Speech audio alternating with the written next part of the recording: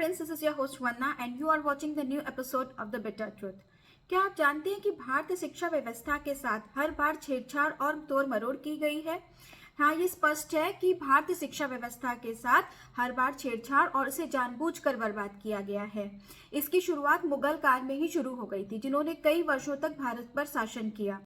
हम सभी जानते हैं कि भारत में वारामिहिर, आर्यभट्ट, भास्कराचार्य, चाणक्य, ब्रह्मगुप्त आदि जैसे मैथमेटिशियंस और एस्ट्रोनॉमर्स को पैदा किए हैं। पर इनकी बेस एजुकेशन क्या थी? क्या हमें शिक्षा के गुरुकुल एजुकेशन सिस्टम से कुछ क्लूज नहीं लेने चाहिए, जो वैदिक और हिंदू समाज का केंद्र थे? आपको पता है कि हमारी गौरवशाली भारतीय गुरुकुल एजुकेशन सिस्टम का पतन कैसे हुआ? इसका पूरा श्रेय इस्लामिक शासन को और ब्रिटिश शासन को जाता है। जब 13वीं सेंचुरी में जब भारत के अधिकांश हिस्सों में मुगल और इस्लामिक शासन किया करते थे, तभी से गुरुकुल सिस्टम को सिस्टमैटिकली तरीके से वीक किया गया और इवेंचुअली तभी से इसमें डाउनफॉल शुरू हुआ।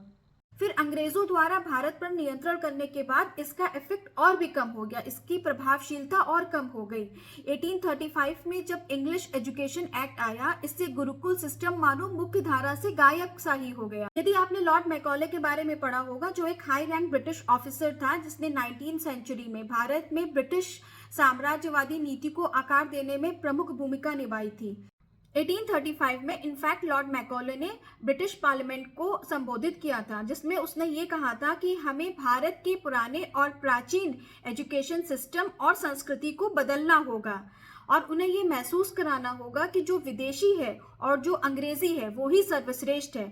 इससे वे अपना आत्मसम्मान, सेल्फ स्टीम और सेल्फ कल्चर खो देंगे और वही बनेंगे जो हम चाहते हैं, अ ट्रूली डोमिनेटेड नेशन। और अंत में क्या हुआ? अंग्रेजी भारत में प्रशासन, कानून और शिक्षा की भाषा बन गई। इससे क्या हुआ कि मूल भाषाओं के महत्व में धीरे धीरे गिरावट आई, क्योंकि अंग्रेजी ही ऊर्ध्वगामी गतिशीलता और सामाजिक प्रतिष्ठा की भाषा बन चुकी थी।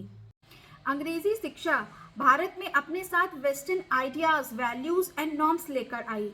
इससे एक महत्वपूर्ण सांस्कृतिक बदलाव आया, क्योंकि भारतीय समाज ने विचार, पोशाक, भ्रष्टाचार और शासन के पश्चिमी तरीकों को अपनाना शुरू कर दिया। ब्रिटिशर्स अब भारतीयों को क्लर्क, पेंसिल पुशर्स और अन्य निचले स्तर के मानव संसाधन बनने और लोअर एडमिनिस्ट्रेटिव कार्यों को संभालने के लिए शिक्षित करने लग गए थे। आज भारत में 100 साल पहले की तुलना में कहीं ज्यादा अधिक निरक्षर हैं। 1822 में ब्रिटिश द्वारा एक सर्वे कंडक्ट कराया गया था, जिसमें ये पाया गया था कि बंगाल प्रेसिडेंसी में 1 लाख गांव से ज्यादा स्कूल थे। मद्रास में एक भी गांव ऐसा नहीं था जहां पर स्कूल नहीं थे।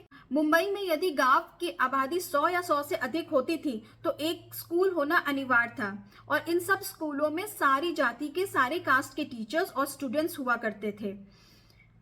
यहाँ तक कि ब्रिटिश ऑफिसर्स भी इसको एडमायर करते थे, किस तरह इंडियन टीचर्स अपने कर्तव्य के प्रति डेडिकेटेड थे और किस तरह बच्चे स्कूल से निकलकर किस तरह अपने कल्चर की समझ रखते थे और जानकारी रखते थे।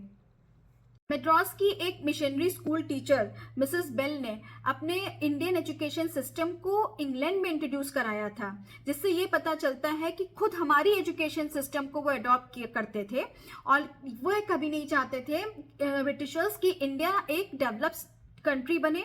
वो हमेशा से एक गुलाम चाहते थे। ब्रिटिशर्स ने इंडियन एजुकेशन सिस्टम को बहुत ही स्ट्रैटेजिकली तोड़ मरोड़ करी, क्योंकि ब्रिटिशर्स तो नंबर में कम थे और इंडियंस ज्यादा थे, तो उसको कैसे तोड़ा जाए। सबसे पहले उन्होंने वित्त संसाधनों में कटौती शुरू की, फिर उसके बाद डाउनवर्ड फिल्ट्रेशन मेथड को अपनाया, जिसमें समाज के केवल उच्च वर्ग को ही स्कूल जाने का अधिकार था।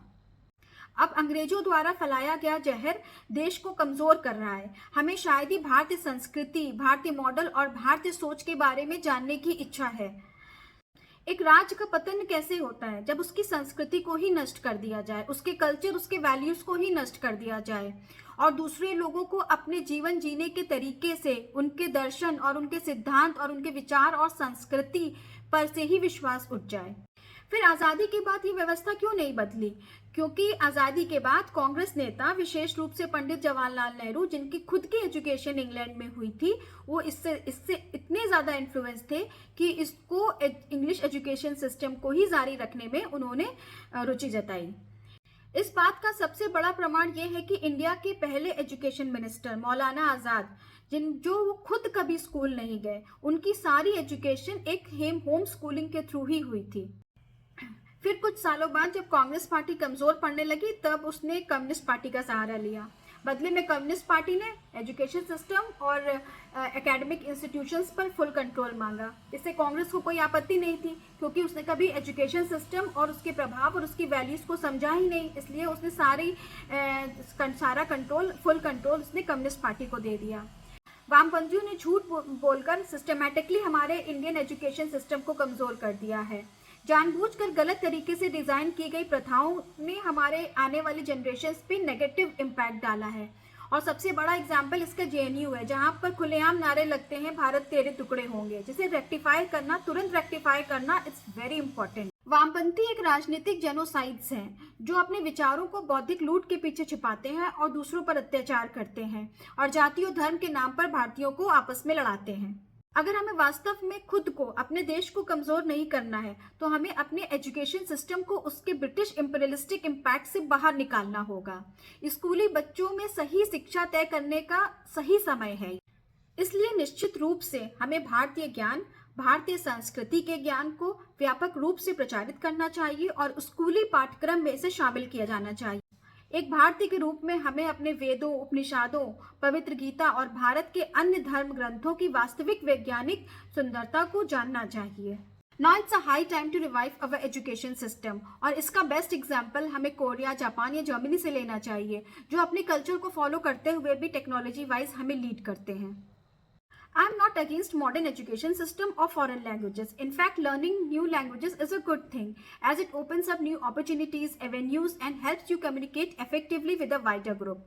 But don't you agree that speaking English is not a measure of intelligence? It should be taken as just a second language, as a common means of communication only. We should embrace our native languages, as it helps us to reconnect with our history, root, and culture, and help us to build a stronger nation together.